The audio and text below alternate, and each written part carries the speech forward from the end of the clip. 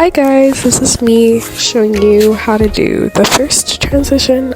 This is my honest reaction. So you're gonna import your photo, and then you're going to click add effect, and then you're gonna search up pull edge. You're gonna click pull edge, set it to, I think I set it to 67 in this, but I don't know. I usually do 67, but 65 in this one. Then you're just going to copy the graph I make, and this will make your transition look a little more smooth. I already have it in my preset graphs, so you can see me adding it in there, but it's the same graph. It's just, yeah, you can see it's the same graph. So yeah, after you do that, I just like played it back, but then you're going to search up puddle. Just puddle. It's called water puddle, but I just search up puddle, and then I go to strength, and I usually set it about 3. I have them memorized, but like I don't have them memorized, if you know what I mean. So I will adjust the settings. So usually I set the speed to about 27, but in this one it says 26 because I cannot see. And the frequency depends on the edit, but usually around 7 to 9 is my usual. And this one is at 6. Like I said, it varies from edit to edit or transition to transition. And then you're going to search up brightness and contrast. You're not going to edit this yet because this depends on when your other stuff comes in. Yeah. And then you're going to go to the group icon and click make group. And then you're going to import your your video of your overlay, your liquid overlay, and I will link that in the description. You're going to find the part of the video that you like, and you're going to find when it starts and when it stops exactly. So exactly where it stops, because you want as much time as possible, because these things, the video I used, I don't know, it's very fast. You might find a better video if you do your own research, but I'll still link it. And then you're going to put it at the beginning of the thing. First you're gonna split it and delete the other side. I didn't explain that, but anyway, you click mask and you go to coma, and then click you just move around your mouse a little bit and change the intensity to your liking. I usually do about 100. So yeah, I would like it very intense. And then you're just gonna make it larger. Well, you're gonna import your photo, but you're gonna make them both you're gonna size them both to your liking. So you can see me doing that now and putting it where I want it, because you should probably do that before you do the track mat or whatever. And then you're gonna scroll on the little you can see the animation icon things. You're gonna scroll there and find something that says track mat. You're gonna do that on the photo though, not on the overlay. Do it on the photo and click alpha mat. Then you're gonna click the check button, and you're gonna duplicate that layer of the overlay. You can see it works. You're gonna duplicate it, and then you're gonna click unhide, and then you're going to, oh, I have to burp. I hope you guys don't mind. Actually, no, I'll wait. But okay, anyway, so you're gonna just move it a little bit down. I do that. You don't have to. It's unnecessary, but I like how it makes it look, and I've tried to change the color. So if somebody finds a way to change the color on it, let me know. You might just have to find an overlay with the color you like on Funimate. And then you're gonna make sure your other layer lasts long enough to where you can't see it disappear. And also make sure your group is on top of that layer, or else it won't show. And then this is when we change the brightness, I believe. Oh, and also, don't ask me why one is Natalia Dyer and the other one is Zendaya. I am just stupid. And this is just me wondering why it was being glitchy, because sometimes it will be glitchy for me, but when I post the edit, it's not glitchy. But anyway, so we're gonna go to brightness and contrast and change it.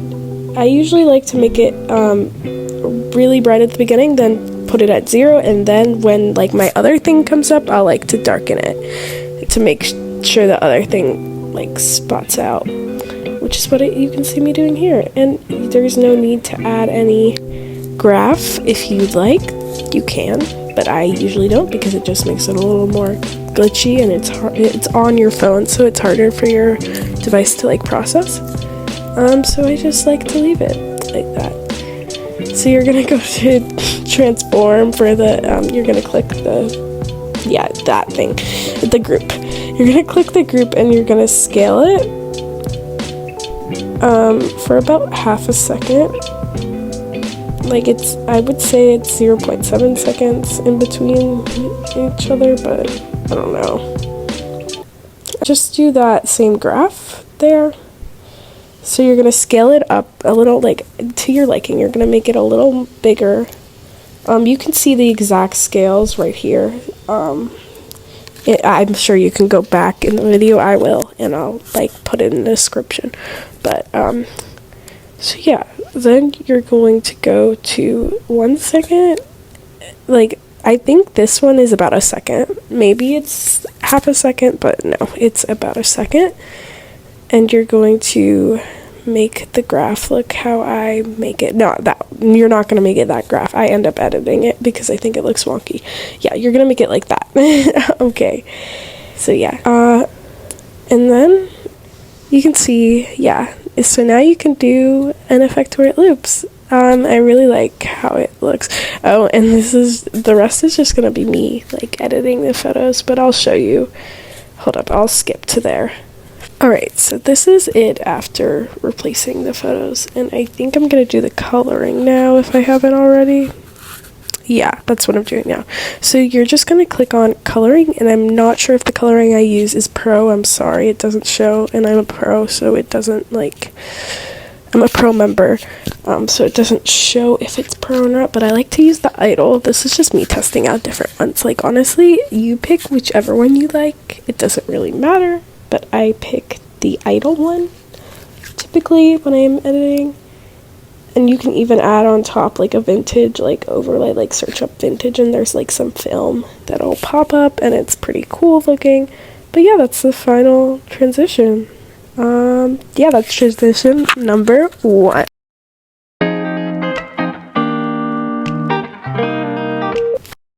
Anyway, you may be wondering, because people don't typically do voiceovers for these types of videos, why is she voicing over? I just don't feel like putting on text. That's a lot of text, but anyway, you're going to insert your photo, and if you've watched the last transition, this is nothing new. It's the same. Basically, the first step is the same for every transition. So you're going to go to add effect, but anyway, back to add effect, then you're going to search up Pull Edge, and then you're going to make it 67. I'm sorry, yeah, I'm just like really tired and I'm sick. So yeah, you have to listen to my annoying voice, and make that graph like I do and put it at 0. You already know. Yeah, and I know, I put Zendaya again. That's how tired and preoccupied I am. I had to reset it because I was like, oh wait, it's Zendaya. You're gonna put the brightness, like about halfway through, you're gonna put it at 0, and then once your photos come in, as you will see shortly, oh, and that's just me replacing the image, but once your photos come in, you're gonna put it as like -70 or something crazy like that. And again, I don't like to use graphs, so for my brightness at least, so you don't have to worry about that. And then this is just me looking for the puddle effect. You're gonna put your strength at free, and if you've watched the last one, you can skip over this. I will put the time frame in the description or like on the screen somewhere, but you put the frequency at like your liking. Honestly, this is all you. This is just like how I like to put mine. I put it at like 7 or 6. I usually put it anywhere between 7 to 9. It's my usual, like I said earlier. Anyway, this is, so then you're gonna insert your first image, and put it tilted to the side, as or however you like. I did 3 images. You can do 4, like even 2, like whatever you want. So you're going to put the progress for, you're gonna get the page turn effect, and you're gonna put the progress at like 60, and then make your graph like mine does. Sorry, my mic fell. Oh god, it probably just, like, I have some weird voice, like, breathe.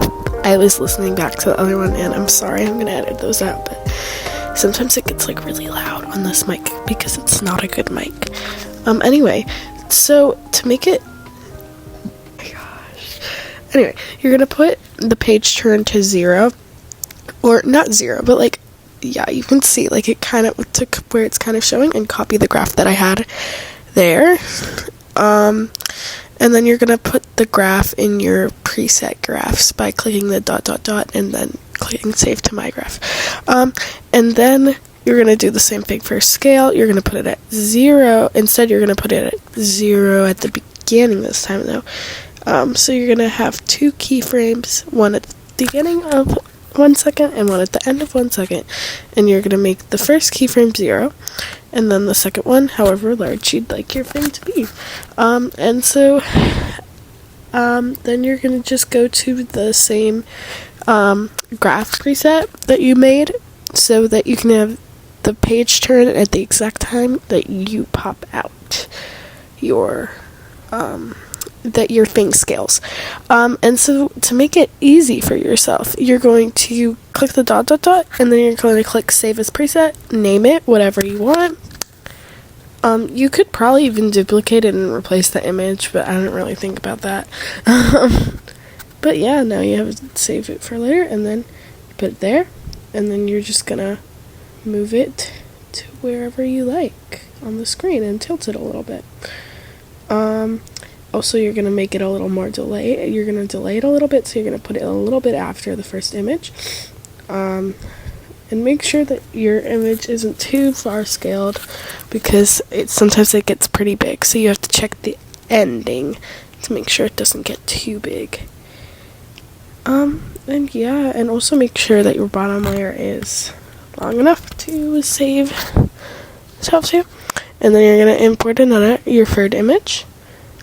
Do the same deal, put your preset on, and then tilt and delay a little bit. So put the thing, oh, it's a burp again. I'm sorry guys, I'm like sick, and it's just, I don't know. Oh god, that was horrible. I'm gonna edit that out because that was so bad.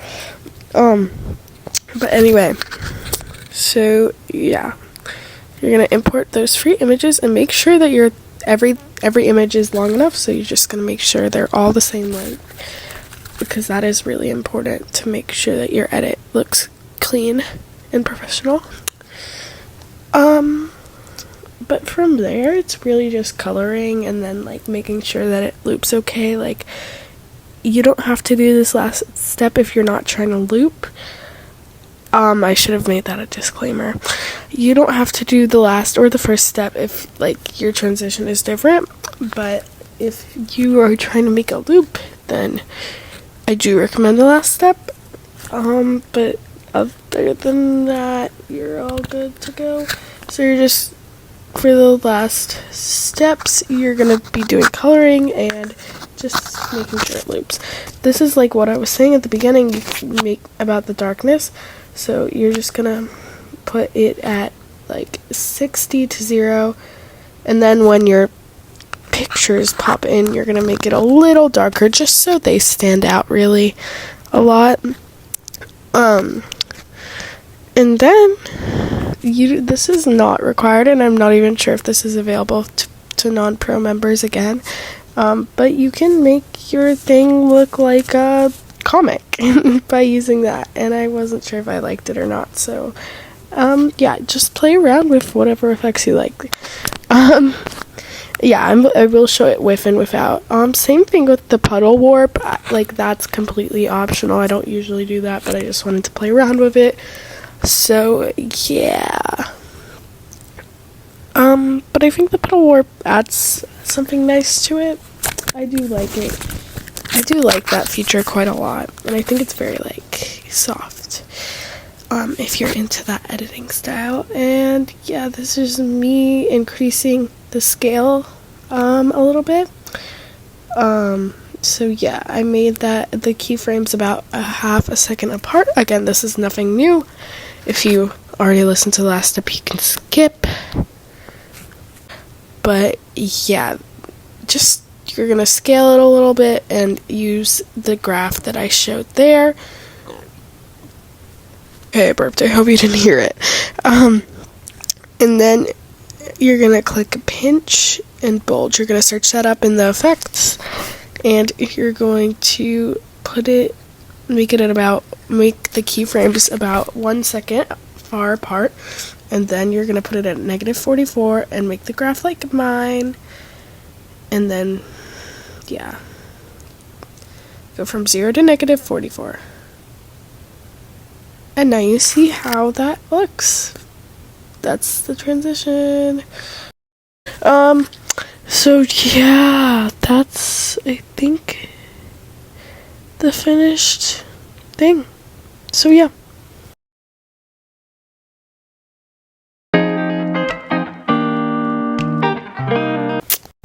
Alright, transition number 3. I was really dissociated, so I cut out most of the parts where I was being a little crazy, but there's no guarantees. Anyway, this is nothing new. You're gonna search up pull edge, then put it at about 60. I usually go from anywhere from 60 to 67, and then you're gonna make another keyframe at the end, and you're gonna make it 0, and you're gonna put it at that type. That's usually the default for it, and I was just wondering why the center was weird, so I end up changing the photo later on. Anyway, I don't know why I'm talking so fast. Copy this graph. That went really fast, but yeah, you can copy it still. It's pretty easy. It's just like a basic pop graph. That's what I like to call it, but I don't really know what it's called. But anyway. I'm sorry, I'm sick, I swear. You're going to go and, yeah, I was really dissociated. You're gonna make a heart. So basically, you're gonna pick whatever color you like. I like green a lot. And you're gonna make one big heart. And then you're gonna make a couple smaller hearts in different colors. And I'll just show you really quickly. Yes, so you're gonna make a smaller heart. Make sure you adjust it to how you like your heart, or whatever shape you want to do. You can do different shapes. But yeah, so you're gonna adjust it just like that. You can see me doing it to where like the top of the heart touches. Anyway, this is afterwards. So then you're gonna group them all together. You can see it's add to group, add to group, add to group. So yeah, to make a group, you just click on whatever shape and then you click make group. This is also me dissociating. And so then you're gonna click on, I think, transform. Is what I do. Well, first I put it halfway through, so at 0.5. Anyway, you're gonna make the scale 0 at the beginning, the first keyframe 0, and then the next one like really big, and then hi. Yeah, that's the name of my graph, but just copy the graph I use. And honestly, we will end up changing the scale later, so it doesn't really matter. This is like a basic type of thing. But do make it like good. And then you're gonna change your shape mask to whatever shape you ended up doing. And then you're gonna click inverse at the bottom there, and then you're going to make the center, where the center of your heart is, or whatever shape you're doing again. And then you're going to click scale from 0. You're going to make one keyframe at the beginning of the shape and then one at the end. And you're going to make it just so you can barely see. Well, first we're going to edit the graph. Again, the same graph. Copy that graph. Yeah, you can see it there. But anyway, so you're going to make it so you can just barely see those things, and then you're going to scale it a little bit more till you can't see them. And I think this just makes it a lot smoother. I don't know what it does, but it just does. It just helps a lot. And then you're going to import your other photo and like put it just like to wherever you find it looks the best. And then I'm gonna go to puddle and I'm gonna make it warped. So you already know the drill. We're gonna make it at 3 for the strength. For the frequency, I do anywhere from 7 to 9 usually, but I think in this one I do a little bit different because I wanted it to look a certain way for the thing. I wanted it right as the heart to come out to bulge, but it didn't end up doing that, but it's okay because it looked fine. And then for speed, I usually do somewhere in the mid to late teens. And yeah, this is really it. I mean, I think I put a motion blur. Oh yeah, motion blur. Usually I put it at 60 for everything. But I think I just forgot during this video, and honestly motion blur is like not that big of a deal. Like, it's kind of overrated, but if you do want some motion blur, that's what you should put it at, just to make your transitions a little smoother. And I was just wondering why this was glitchy. I think that's what happened there. I don't know. And then I'm gonna put the brightness at somewhere in the 40s to 60s, somewhere right between there. That's what I usually do. And then I'm gonna make it go to 0. Again, I don't care about graphs or brightness because I think they're just kind of overrated. And I didn't end up putting coloring on this because it made it a little too bright. I'm making it so that the brightness here, it dims down when the heart comes in, just to make the heart a little brighter and make it a little bit smoother. So yeah, you can see me doing that here. Yeah. So yeah, I put it at like 60 and then 0, and then when the heart comes in, I put it a little lower. But yeah, I think it makes it look nice and pop really a lot. So now I will skip. Okay, so hi, you guys are my real favorites. So now we're going to put our scale. I always mix up the position and scale, but we're going to put our scale keyframes about, I'd say 0.4 to 0.5 seconds apart, and then you're going to make it scale up a little bit, make it a little bit bigger. Then you're going to copy that keyframe right there.